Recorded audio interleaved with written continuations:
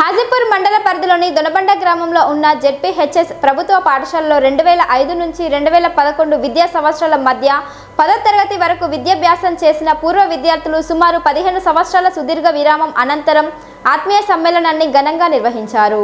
ఆదివారం అదే పాఠశాల ప్రాంగణంలో పూర్వ ఆత్మీయ సమ్మేళనాన్ని నిర్వహించారు. ఈ సమ్మేళన నిర్వహణకు ముందుగా పూర్వ విద్యార్థుల ఫోన్ నెంబర్లను సేకరించి ప్రత్యేకంగా వాట్సాప్ గ్రూప్ ఏర్పాటు చేశారు. ఈ గ్రూప్ ద్వారా ప్రతి పూర్వ విద్యార్థిని సంప్రదించి కార్యక్రమానికి ఆహ్వానించడంతో ఎన్నో సంవత్సరాల తర్వాత మళ్లీ కలుసుకునే అరుదైన అపూర్వమైన అవకాశం లభించింది. ఈ సందర్భంగా పూర్వ విద్యార్థులు తమ విద్యాభ్యాస కాలానికి సంబంధించిన మధుర జ్ఞాపకాలను మనస్ఫూర్తిగా నెమరు వేసుకున్నారు. పాఠశాల దశలో జరిగిన చిన్న చిన్న సంఘటనలు, చదువుల్లో నెలకొన్న ఆరోగ్యకరమైన పోటీతత్వం, సహచరులతో గడిపిన అమూల్య క్షణాలను పరస్పరం పంచుకుంటూ భావోద్వేగాలకు లోనయ్యారు. తమ విద్యా జీవితానికి పునాదులు వేసిన అప్పటి గురువులను ప్రత్యేకంగా ఆహ్వానించి శాల్వలతో ఘనంగా సన్మానించారు. అనంతరం ప్రభుత్వ ఉద్యోగాలు సాధించిన పూర్వ విద్యార్థులను గురువులు ప్రత్యేకంగా అభినందించి సన్మానించారు. గురువుల ఆశీర్వచనాలు, సూచనలు ఈ కార్యక్రమానికి మరింత గౌరవాన్ని తీసుకొచ్చాయి. ఈ సందర్భంగా వివిధ కారణాల వల్ల మృతి చెందిన 3 పూర్వ విద్యార్థులను స్మరించుకుంటూ వారి ఆత్మలకు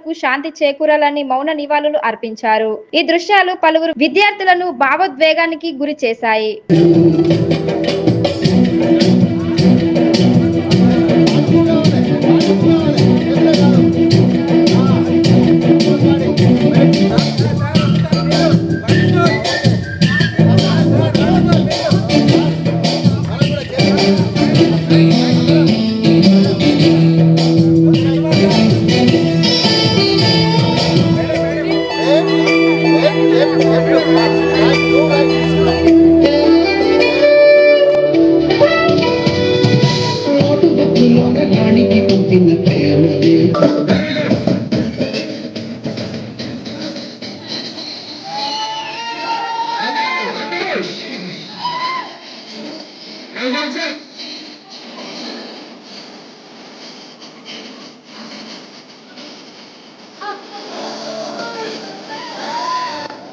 అట్లే ఉండండి.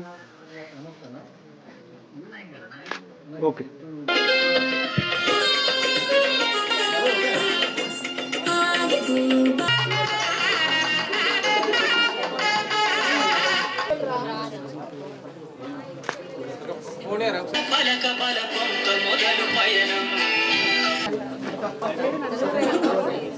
అందరికీ ఇవ్వండి. రెడీ? ఏమైనా పీటీ సార్ అంటే మీకు ఇష్టం లేదా? రావాలి మరి.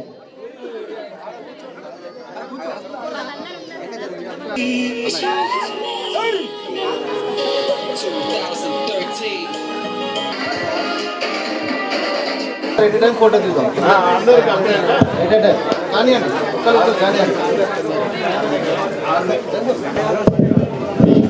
వీరిని ప్రత్యేకంగా సన్మానం చేస్తున్నా కానీ ఎవరు కూడా అన్యతగా భావించవద్దని మనస్ఫూర్తిగా కోరుకుంటున్నాము.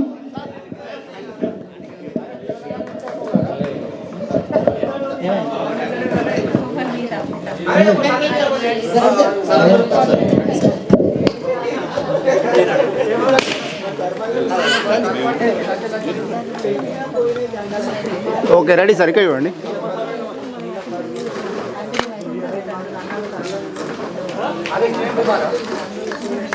ఓకే. నా సహచర ఉపాధ్యాయులందరికీ కూడా నమస్కారాలు.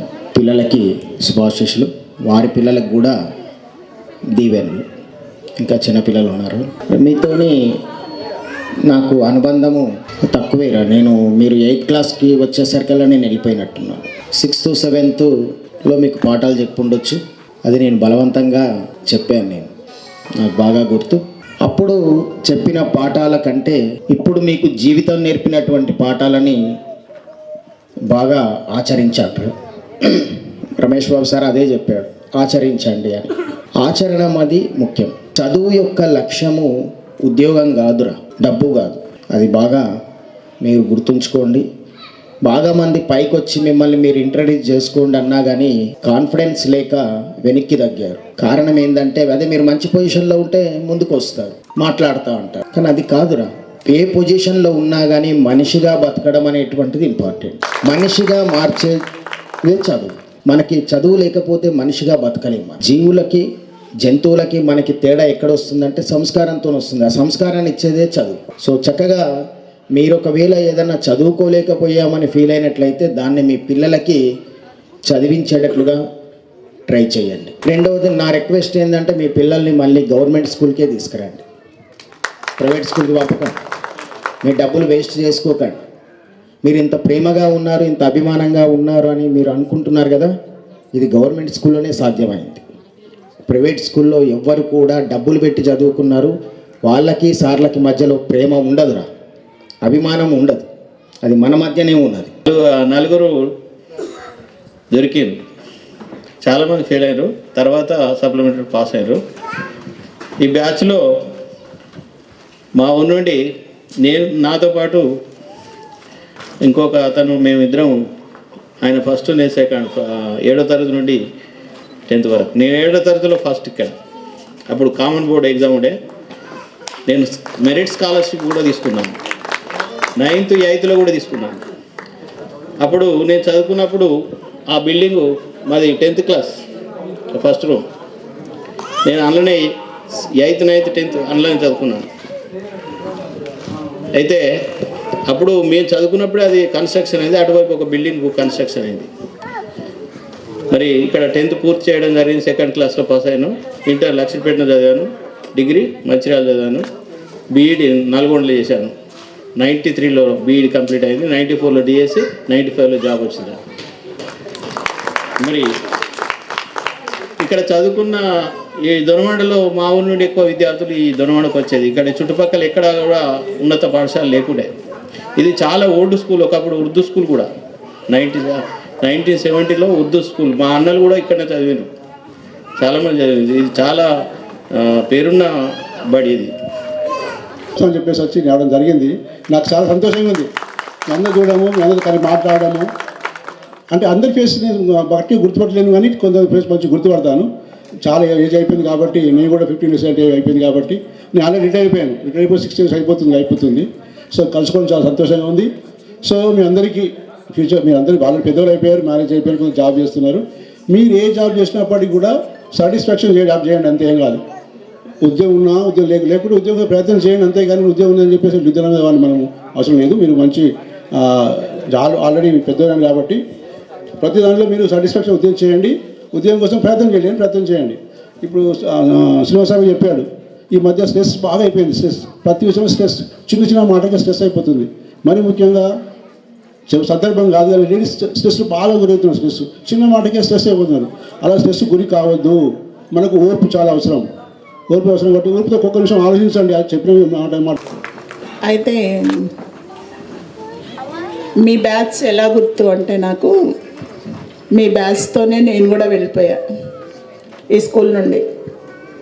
2010-11 బ్యాచ్ అయిపోయిన తర్వాత ట్రాన్స్ఫర్స్ వచ్చినాయి. 11లో మేమందరం కూడా జైపూర్కి వెళ్ళడం జరిగింది. రాకేష్ అప్పుడు నన్ను అడిగాడు వెళ్ళిపోయేటప్పుడు కూడా, ఎందుకు వదిలేసి వెళ్తున్నారు మేడం అని. అయితే ఇక సహజం కదా, వృత్తిలో ట్రాన్స్ఫర్స్ అనేవి సహజం కాబట్టి వెళ్ళాల్సి వచ్చింది, వెళ్ళిపోవడం జరిగింది.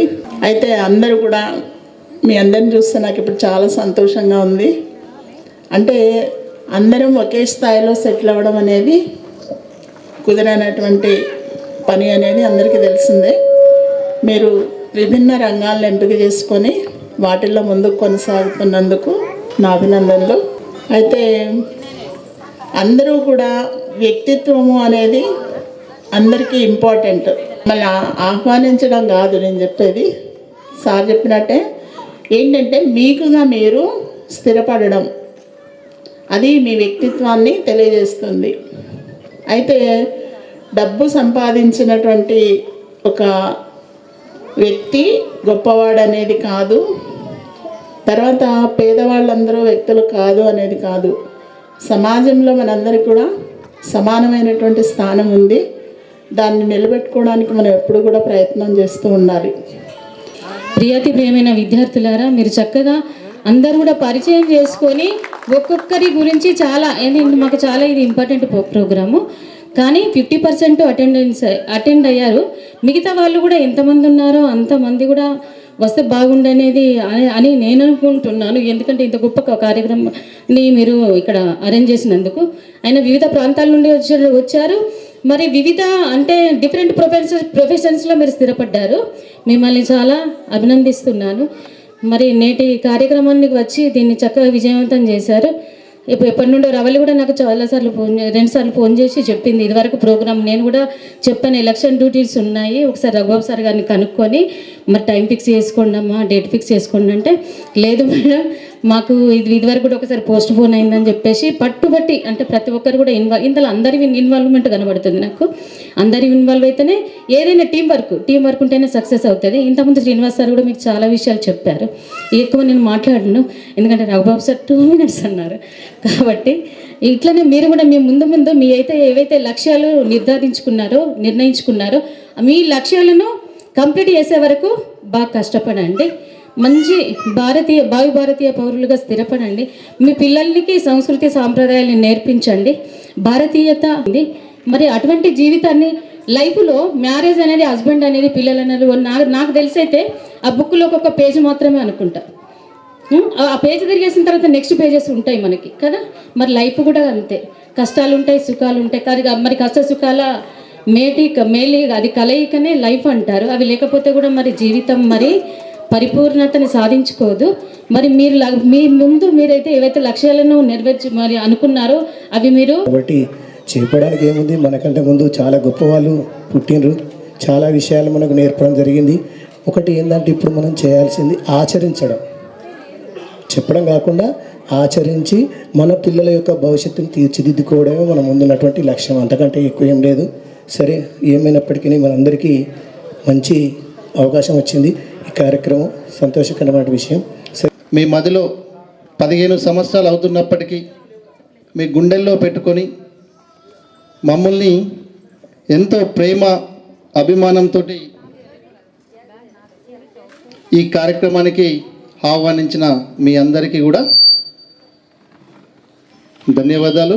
మరియు మీరందరూ నాకు శిష్యులే కాబట్టి నా యొక్క పూర్తి ఆశీస్సులు తెలుపుతూ, మరి గత 15 సంవత్సరాల క్రితం ఈ పాఠశాలలో మీరు 9వ తరగతి చదువుతున్నప్పుడు నేను ఈ పాఠశాలకు రావడం జరిగింది. 9వ తరగతి, మీరు 10వ తరగతి, మీకంటే ముందు ఇంకా వేరే వాళ్ళ బ్యాచ్ ఉండే, మీరు 9th క్లాస్. అప్పుడున్న పరిస్థితులకు ఇప్పుడున్న పరిస్థితులకు పాఠశాల రూపురేఖలు మారిపోయినాయి, మీరు కూడా మారిపోయింది. అప్పుడు విద్యను అభ్యసించలే ప్రక్రియలో మీరు నిమగ్నమై ఉన్నారు. ఇప్పుడు పరిస్థితి ఏంటి మీది? ఇప్పుడు మీ పరిస్థితి ఏంది? కుటుంబ బాధ్యతలో ఉన్నారు మీరు. అంటే అప్పుడు ఒక బరువు, ఇప్పుడు ఒక బాధ్యతలో ఉన్నారు కదా. అట్లా మీకు అప్పుడు మీరు అంటున్నారు, సార్ మేము చదవలే అని అంటున్నారు. చదువుకోకుండా కానీ మీరు మనిషిలాగా తయారైనరా? ఎవరు కూడా దీంట్లో దుర్మార్గులు, రౌడీలు, దొంగలు, కిరాతకులు లేరు. మీరు చేసే వృత్తిలో మీరు పూర్తి నిబద్ధతతో ఉంటే మీరు మనుషులే. అదే నేర్పినాం మీకు. ఇక్కడ మా నుంచి మీరంతా చదువుకున్న వ్యక్తులు అందరికి ఉద్యోగాలు అవ్వాలంటే వస్తాయా? రావు. మీరు మంచి ప్రవర్తనతో మీరు చేసే పనిలో నిబద్ధతగా చేస్తున్నారు అని అంటే అదే ఈ పాఠశాల మీకు నేర్పింది. ఆ క్రమశిక్షణ ఇవాళ మిమ్మల్ని ఇంత గొప్ప వ్యక్తులుగా తయారు చేసింది. ఉద్యోగం ఉన్నోళ్ళే గొప్ప వ్యక్తులు, ఉద్యోగం లేనోడు నార్మల్ అనే అస్సలకే అనుకోవద్దు.